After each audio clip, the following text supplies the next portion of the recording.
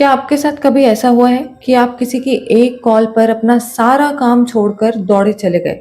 उनकी हर मुश्किल में सबसे पहले खड़े रहे, लेकिन बदले में उन्होंने आपको वो रिस्पेक्ट नहीं दी जो आप डिजर्व करते थे। साइकोलॉजी का एक कड़वा सच सुनिए, अवेलेबिलिटी लीड्स टू कंटेम्प्ट। जब आप हर किसी के लिए फर्स्ट वेल पर अवेलेबल होते हैं, तो आप उन्हें ये मैसेज देते हैं कि आपका वक्त, आपकी मेहनत और आपकी ज़िंदगी की कोई कीमत नहीं है। आप उनके लिए एक तोहफ़ा नहीं बल्कि एक आदत बन जाते हैं और दुनिया को पुरानी आदतें भूलने में ज़्यादा वक्त नहीं लगता। 48 लॉज ऑफ पावर में रॉबर्ट ग्रीन भी कहते हैं, दुनिया में जो चीज़ जितनी कम दिखती है, उसकी कद्र उतनी ही ज़्यादा होती है।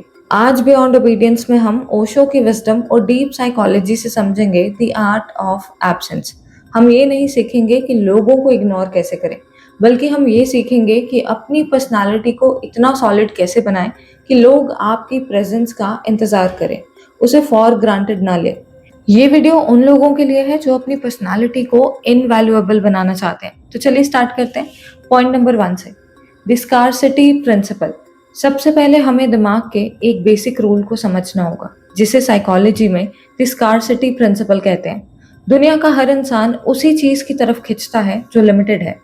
जब आप किसी को ये एहसास दिला देते हैं कि आप हमेशा वहां मौजूद हैं, चाहे वो रात के 2 बजे हो या दिन के 12 बजे, तो आप उनके दिमाग में अपनी अर्जेंसी और इम्पोर्टेंस खत्म कर देते हैं।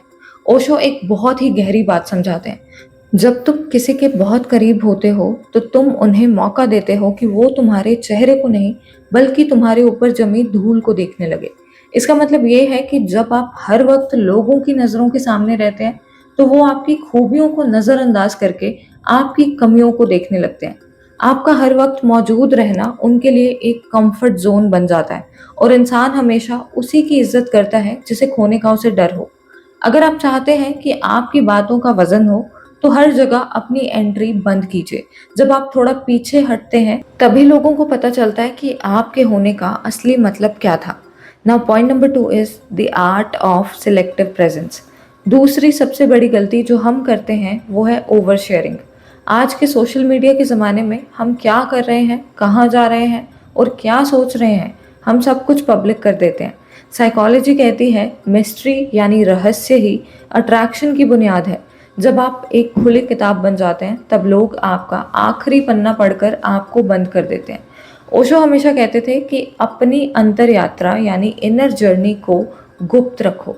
जब आप हर वक्त अवेलेबल होते हैं और हर किसी को अपनी लाइफ की हर डिटेल देते हैं, तो आपकी पर्सनालिटी की गहराई खत्म हो जाती है। नाउ थिंक अबाउट इट, एक बहुत बड़ा लीडर या एक पावरफुल पर्सन कभी भी आपको हर महफिल में नहीं दिखेगा। वो सिर्फ तब दिखेगा जब उसकी ज़रूरत होती है या जब वो कुछ बड़ा करता है।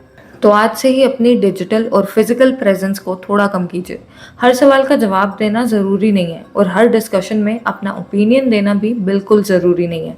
जब आप थोड़ा साइलेंट और प्राइवेट रहते हैं, तब लोग आपकी प्रेजेंस को लाइटली नहीं ले पाते, बल्कि अथॉरिटी के रूप में देखने लगते हैं।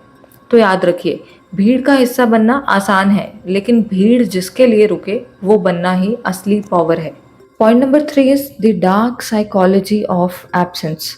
अब बात करते हैं उस डार्क साइकोलॉजी की जो बड़े बड़े माइंड मैनिपुलेटर्स और पावरफुल लीडर्स यूज करते हैं। इसे कहते हैं इंटरमिटेंट रीइंफोर्समेंट।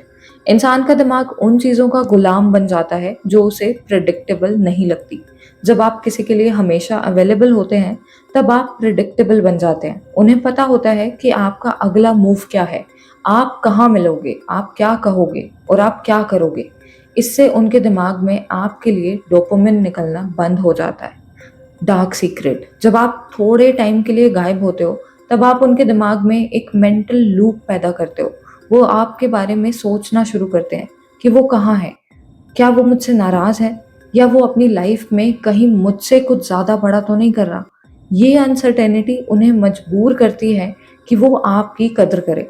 रॉबर्ट ग्रीन ने अपनी किताबों में कई बार कहा है, too much presence creates suffocation but absence creates longing. ज़्यादा मौजूदगी से घुटन होती है, लेकिन दूरी से तड़प पैदा होती है। ओशो कहते हैं कि जब तक तुम भीड़ का हिस्सा हो, तुम्हारी कोई शक्ल नहीं है। जब तुम अकेले होते हो और अपनी प्रेजेंस से लोगों को ये एहसास कराते हो कि तुम्हारा स्टैंडर्ड क्या है, तभी दुनिया तुम्हारी तरफ खिंची चली आती है। लोगों को हर वक्त एक्सेस मत दीजिए, उन्हें आपके वक्त के लिए अर्न करने दीजिए। जब एक्सेस मुश्किल होता है तो वैल्यू अपने आप बढ़ जाती है। Point number 4, the anchor of self worth. एक बात ध्यान रखना, डार्क साइकोलॉजी और एब्सेंस का जादू तभी चलता है जब आपकी एब्सेंस के पीछे कोई मकसद हो। अगर आप सिर्फ घर बैठकर दीवार देख रहे हैं और लोगों की कॉल्स अवॉइड कर रहे हैं, तो वो पावर नहीं, सिर्फ एक बचपना है। असली पावर ऑफ एब्सेंस तब आती है जब आप इसीलिए गायब होते हो क्योंकि आप सेल्फ इन्वेस्टमेंट कर रहे हैं। ओशो का एक बहुत बड़ा सूत्र है, अपने अकेलेपन को लोनलीनेस नहीं बल्कि सॉलिट्यूड बनाओ। जब आप भीड़ से कटते हैं तो वो वक्त आपका लेवल अप होने का होना चाहिए। आप अपनी हेल्थ पर काम करो, आप कोई नया स्किल सीखो, या आप अपने करियर और गोल्स को लेकर इतने इंटेंस हो जाओ कि आपके पास फालतू बातों के लिए वक्त ही ना हो। जब आप 2 महीनों बाद लोगों के सामने आते हो, तब वो आप में एक नया बदलाव देखते हैं। आपकी बॉडी बेहतर है, आपकी बातों में ज़्यादा गहराई है, आपका कॉन्फिडेंस पहले से डबल है। तब उन्हें एहसास होता है कि आप गायब नहीं थे, आप प्रिपेयर हो रहे थे। इंसान उसकी कद्र नहीं करता जो मिसिंग है, इंसान उसकी कद्र करता है जो हार्ड टू रीच है, क्योंकि वो अपने रास्ते पर बहुत आगे निकल चुका है। इसीलिए गायब सिर्फ दिखाने के लिए मत होइए, गायब होइए ताकि आप जब वापस लौटें तो लोग आपको पहचान तक ना पाएं। Now point number 5 is the power of strategic indifference. सबसे आखिर में आती है वो चीज़ जो एब्सेंस को अथॉरिटी में बदल देती है। इसे कहते हैं स्ट्रेटेजिक इंडिफरेंस। डार्क साइकोलॉजी में एक रूल है, who cares less holds the power. यानी जिस इंसान को किसी के जाने या रहने से सबसे कम फर्क पड़ता है, असली पावर उसी के पास होती है। ओशो ने हमेशा साक्षी भाव, द ऑब्जर्वर माइंडसेट की बात की है। जब आप हर वक्त लोगों के लिए अवेलेबल रहते हैं, तब आप उन्हें ये दिखा रहे होते हैं कि आप डेस्परेट हैं उनकी अटेंशन के लिए। जब आप दूर होते हैं और लोग आपको ढूंढने की कोशिश करते हैं, लेकिन आप उन्हें वैसा रिएक्शन नहीं देते जैसा वो एक्सपेक्ट कर रहे थे, तो ये उनके ईगो को हर्ट करता है। आपका किसी को रिएक्ट ना करना उन्हें इग्नोर करने से कई ज़्यादा बड़ा हथियार है। जब आप अपनी लाइफ में इतने सेंट्रिक हो जाते हो कि लोगों के आने जाने से आपको कोई फर्क नहीं पड़ रहा होता, तब आप हाई वैल्यू की सबसे ऊंची स्टेज पर होते हो। एब्सेंस का मतलब सिर्फ घर के दरवाजे बंद करना नहीं है, इसका मतलब है अपने जज्बातों के दरवाजे तब तक बंद रखना जब तक आपकी कोई वैल्यू करना ना सीखे। जब लोग देखते हैं कि आप उनके बिना भी खुश हैं और अपने रास्ते पर मजबूती से चल रहे हैं, तब उनकी नज़र में आपकी इज्जत एक इंसान से बढ़कर एक लेजेंड की हो जाती है। Point number 6 is the family battle. अपनों के बीच एब्सेंस कैसे बनाएं। नाउ द क्वेश्चन इज, बाहर की दुनिया से तो फिर भी दूरी बनाना पॉसिबल है, लेकिन उन टॉक्सिक लोगों का क्या करें जो हमारे अपने हैं, जो हमारी फैमिली में है। यहाँ काम आती है श्री कृष्ण की वो सीख जो उन्होंने कुरुक्षेत्र के मैदान में अर्जुन को दी थी। जब अर्जुन अपने ही परिवार, अपने गुरु और भाइयों को मैदान में सामने देखकर कृष्ण से पूछते हैं कि मैं इन पर शस्त्र कैसे उठाऊं, ये तो मेरे अपने हैं, तब कृष्ण ने एक ऐसी बात कही थी जो आज आपको अपनी टॉक्सिक फैमिली के बीच एब्सेंस बनाने में मदद करेगी। कृष्ण ने कहा था, अर्जुन, अगर ये तेरे अपने होते तो आज तेरे सामने दुश्मन बनकर ना खड़े होते।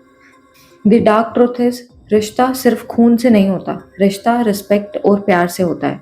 अगर कोई आपका अपना होकर भी आपको हर वक्त ट्रेन कर रहा है, आपकी मेंटल हेल्थ खराब कर रहा है या आपको टॉर्चर कर रहा है, तो वहाँ से मेंटली एब्सेंट हो जाना ही सही है। परिवार के बीच रहते हुए भी साइलेंट हो जाइए, उन्हें अपना टारगेट या अपना मकसद मत बनाइए, उनके हर टॉन्ट पर रिएक्ट करना बंद करिए। जब आप उनके बीच होकर भी उनकी टॉक्सिक बातों के लिए अनरीचेबल हो जाएंगे, तब उनकी पावर खत्म हो जाएगी। कृष्ण कहते हैं, कभी कभी अपनों को छोड़ना ही सबसे बड़ा युद्ध होता है, क्योंकि जो आपकी शांति छीन ले वो आपका अपना तो कभी नहीं हो सकता। आखिर में एक बात याद रखना, लोग आपके पास तब नहीं आते जब आप उनके पीछे भागते हैं। लोग आपके पास तब आते हैं जब उन्हें एहसास होता है कि आपकी जिंदगी में उनके बिना भी एक मकसद है। आज हमने द पावर ऑफ एब्सेंस की बात की, पर इसका मतलब ये नहीं है कि आप किसी से नफरत करें। इसका मतलब सिर्फ इतना है कि आप खुद से मोहब्बत करना शुरू करें। जब आप खुद की कदर करते हैं, तब पूरी कायनात को आपकी कदर करनी ही पड़ती है। भगवत गीता में श्री कृष्ण कहते हैं कि मोह यानी कि अटैचमेंट ही दुख का कारण है। इसलिए उन लोगों का अटैचमेंट छोड़िए जो आपके होने का मजाक उड़ाते हैं। गायब हो जाइए उस भीड़ से जो आपको पहचानने से इनकार करती है। और जब वापस लौटिए तो ऐसे लौटिए कि दुनिया को आपकी एब्सेंस का दर्द नहीं बल्कि आपकी प्रेजेंस का प्राइड हो। अगर आपने ये वीडियो यहाँ तक देखी है तो आप उन 1% लोगों में से हैं जो अपनी ज़िंदगी को सच में बदलना चाहते हैं। इस बदलाव की शुरुआत अभी से कीजिए। कमेंट में लिखिए दी रीबर्थ अगर आप आज से एक नए और बेहतर इंसान बनने की कसम खाते हैं। मैं आपकी दोस्त आपसे मिलूंगी अगली वीडियो में, जहां हम डार्क साइकोलॉजी की एक और परत को खोलेंगे। तब तक के लिए अपने अंदर के शून्य को पहचानिए, वही आपकी असली ताकत है।